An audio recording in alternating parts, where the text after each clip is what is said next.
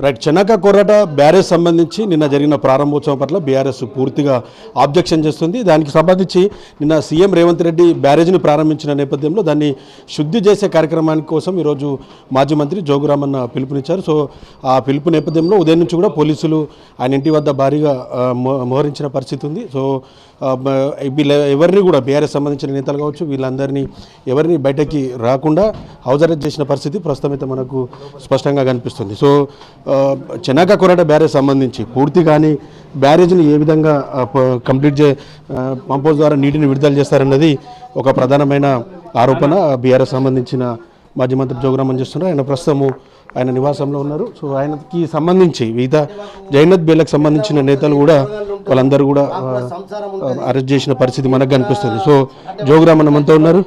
Sir ఎట్లా చూస్తారు రామన్న గారు నిన్న చెన్నక కొర్రట బ్యారేజ్ సంబంధించి పంపోజు నిన్న ప్రారంభించేది ప్రభుత్వం. సో ఎట్లా చూస్తారు, ఎందుకు ఆబ్జెక్షన్ చేస్తున్నారు మీరు?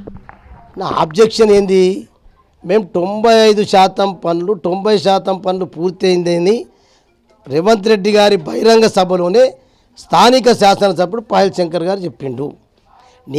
నేను మా బీఆర్ఎస్ పార్టీ డిమాండ్ ఏంది, నీకు నొక్కే అధికారం ఉంది, నీళ్లు విడుదల చేసే అధికారం నీకు ఉంది, కానీ రైతు పొలాలకు ఒక్క ఇంచు కూడా నీళ్లు రావు.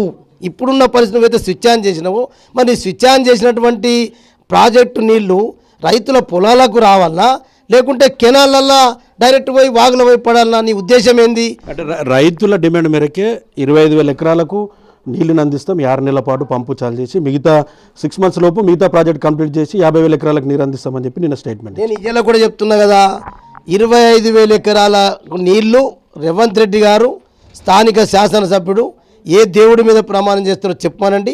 25,000 ఎకరాలు 6 నెలల లోపల ఇస్తుంటే తప్పకుండా దేనికైనా మేము సిద్ధమే. నువ్వు ముందు డబ్బులు ఇవ్వు, నువ్వు డబ్బులు అకౌంట్లో పెట్టు, కలెక్టర్ దగ్గర అకౌంట్లో పెట్టు. మేము ఆ రోజు పెట్టినాం డబ్బులు 100 కోట్ల అకౌంట్ పెట్టి కలెక్టర్ అకౌంట్లో పెట్టించి చక్కా మేము 1,500 ఎకరాల భూమి మేము కొన్నాం. ఇవాళ నువ్వు 600-700 ఎకరాల భూమి కొనాలా, నువ్వు ఫీల్డ్ ఛానల్ కట్టాలా, అప్పుడు ఇవ్వు. అందుకొరకు ఈ పాయల్ శంకర్ గారు కూడా ఒక్క రోజైనా మరి ఎన్నడైనా అసెంబ్లీలో కానీ బయట మీటింగ్లలో కానీ నువ్వు ఎట్లా వస్తావు, నువ్వు ఎట్లా బటన్ నొక్కుతావు? రైతు పొలాలకు నీళ్ళే రానప్పుడు ముఖ్యమంత్రిగా మీరు రావద్దని చెప్పి ఎమ్మెల్యే అడగాల కదా, భారతీయ జనతా పార్టీ కదా. మరి కాంగ్రెస్ పార్టీ భారతీయ జనతా పార్టీ ఒకటైనట్ట. నేను అన్నది ఏంది ఇంతకుముందు, చీకటి ఒప్పందం అనేది ఇదే. మీరు చీకటి ఒప్పందం చేసుకొని బీజేపీ కాంగ్రెస్ ఇద్దరు కలిసి ఈ రీజనల్ పార్టీని బొందబెట్టిచ్చేస్తే ఇక ఏమన్నా దోసుకోవచ్చు, ఎన్ని సీసీలైనా అమ్ముకోవచ్చు, ఎన్ని భూములన్నా అక్రమ భూములు కొనుక్కోవచ్చు. అక్కడ మరి యనుమల బ్రదర్స్ది నడుస్తుంది, ఇక్కడ పాయల్ శంకర్ది నడుస్తుంది. ఇవన్నీ దొంగ ఆటలు ఆడుతున్నానని చెప్పి మా బీఆర్ఎస్ పార్టీ రైతుల పక్షాన నువ్వు సోయాబీన్లు కొనమంటావు, అక్కడ దరఖాస్తు ఇస్తావు. మరి సోయాబీన్లు ఎందుకు కొనలేరు రేవంత్ రెడ్డి గారు? మేము ఆదిలాబాద్ జిల్లాకు 2వ సారి వచ్చినావు, ఇప్పటిగా సోయాబీన్లు కొంటలేరు, ఎందుకు అడుగుతలేవు? ఎందుకు రైతులకు రైతు బంధు ఇస్తలేవు, ఎందుకు అడుగుతలేవు? ఎందుకు ఇలా రుణమాఫీ పూర్తి అయ్యాలని ఎందుకు అడుగుతలేవు? ఇలా 24 గంటల కరెంట్ ఇస్తలేవు, ఎందుకు రైతుల గురించి ఎందుకు నువ్వు అడగవు? నువ్వు ఎందుకు సీఎం రేవంత్ రెడ్డికి అడుగులకు ఎందుకు మడుగులు వస్తున్నావు? పాయల్ శంకర్ అడుగుతున్నావు. ప్రాజెక్టు దొంగలే కాబట్టి ఆ దొంగల బూటకం ఇప్పటికైనా రైతులకు అర్థమైంది. నీళ్లు రాకుండా బటన్ నొక్కి విడుదల చేస్తారు. మీరు కట్టని ప్రాజెక్టులను మీరే విడుదల చేసినట్టు డ్రామాలు చేస్తారు. మేం కట్టిన ప్రాజెక్టులకు ఎప్పుడో స్వర్గస్తున్నటువంటి నాయకుల ఆశయం మేరకు అయిందట, నువ్వు కాంగ్రెస్ పార్టీ కట్టిందా? ఎందుకు వ్యతిరేకిస్తున్నారు? రామచంద్రారెడ్డి పేరు ఆయన లోయర్ పెనుగంగ ప్రాజెక్టు కోసం ఆయన ఎనలేని కృషి చేశారని చెప్పి నిన్న స్టేట్మెంట్ కూడా ఇచ్చారు, అందుకని పేరు పెట్టామని చెప్తున్నారు. రామచంద్రారెడ్డి గారు కోటా చెన్నక బ్యారేజ్కు వ్యతిరేకం అని చెప్పిండు. మీ ప్రెస్ల సాక్షిగా ప్రెస్ మీట్లలో మా దగ్గర ప్రూఫ్స్తో సహా ఉన్నాయి, వీడియోస్ ఉన్నాయి. రామచంద్రారెడ్డి దాన్ని వ్యతిరేకించిండు. రామచంద్ర ఆశయం కూడా అది కాదు. ఆయన 78లో కూడా ఎమ్మెల్యే ఇండిపెండెంట్ పోటీ చేసినప్పుడు కూడా లోయర్ పెనుగంగా ప్రాజెక్టే నా ఆశయం అని చెప్పి 78 చెప్పిండు. మొన్నటి వరకు కూడా పోటీ చేసినప్పుడు చెప్పిండు. పాప చనిపోయిండు, స్వర్గస్థుడైండు. మీ కాంగ్రెస్ పార్టీ డబ్బుతోటి కట్టి మీ కాంగ్రెస్ పార్టీ పీరియడ్లో కట్టినటువంటి వాటికి మీ నాయకుల పేర్లు పెట్టుకోండి, మాకు అవసరం లేదు. మాకు రామచంద్రారెడ్డి అని ఆయన వ్యక్తిగతంగా గౌరవిస్తాం, కానీ నువ్వు ఏమీ చేయకుండా నీళ్ళు రాకుండా బటన్ నొక్కి విడుదల చేస్తావు.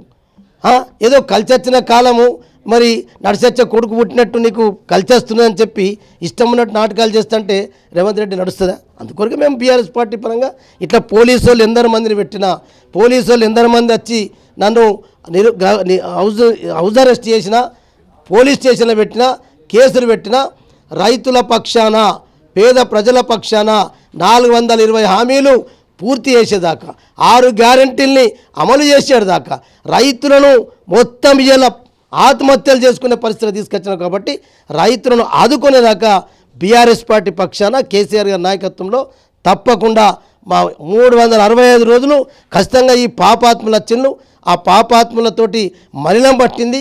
అక్కడ కోటా చెన్నాక పంప్ హౌస్ పాలాభిషేకం చేస్తాం, గంగా జలంతో కడుగుతాం.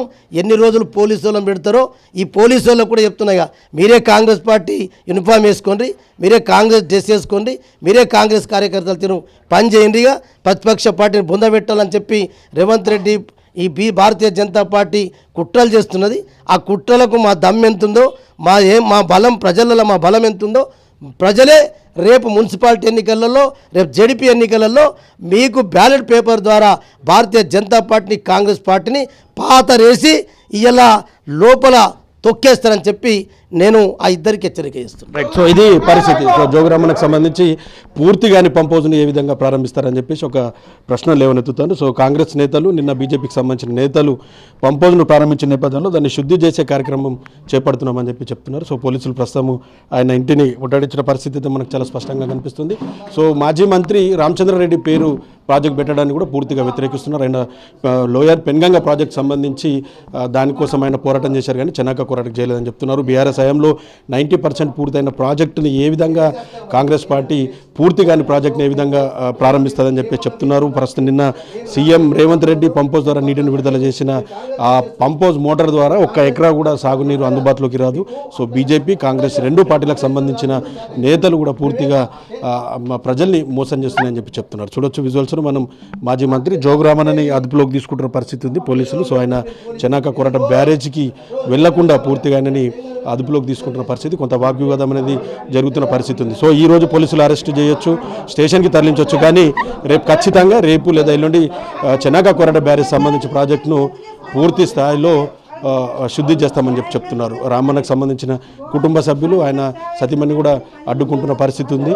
సో చూడొచ్చు మహిళలు అని కూడా రామన్నని పూర్తిగా అరెస్ట్ చేస్తున్న పరిస్థితి మనకు చాలా స్పష్టంగా కనిపిస్తుంది. సో కొంత ఉద్రిక్త పరిస్థితులు అయితే ప్రస్తుతం నెలకొన్నాయి. బీఆర్ఎస్ సంబంధించిన క్యాడర్ ఇప్పటికే పూర్తి స్థాయిలో ఇక్కడికి వస్తున్న సిచ్యువేషన్ మనకు కనిపిస్తుంది. సో గత కొన్ని రోజులుగా చూస్తున్నాం సోయా రైతుల పక్షాన కూడా బీఆర్ఎస్ పార్టీ జోగురామన్న పూర్తిగా ఫైట్ చేస్తున్న పరిస్థితుల్లో ప్రతిసారి కూడా అరెస్టుల పర్వం అనేది కొనసాగుతూ వస్తుంది. సో ప్రతిసారి అరెస్ట్ చేస్తూ స్టేషన్లకి తిప్పుతున్న సిచ్యువేషన్ మనకు చాలా స్పష్టంగా కనిపిస్తుంది. సో సోయా రైతులు ఒకవైపు సోయా పంట కొనుగోలు చేయాలి, సోయా రైతులు పత్తి రైతుల కష్టాలు కొనసాగుతుంటే మరోవైపు ఎకరా కూడా పొలాలకు నీరు అందించని ఈ ప్రాంతంలో మోటార్ ద్వారా నీటిని ఎందుకు పంపింగ్ చేశారన్న దానిపైన విమర్శలు అయితే బీఆర్ఎస్ పార్టీ చేస్తున్న పరిస్థితి మనకు చాలా స్పష్టంగా కనిపిస్తుంది. ఇక్కడ చందుతో ప్రేమ్ సాగర్ 10 టీవీ ఉమ్మడి ఆదిలాబాద్ జిల్లా నుంచి.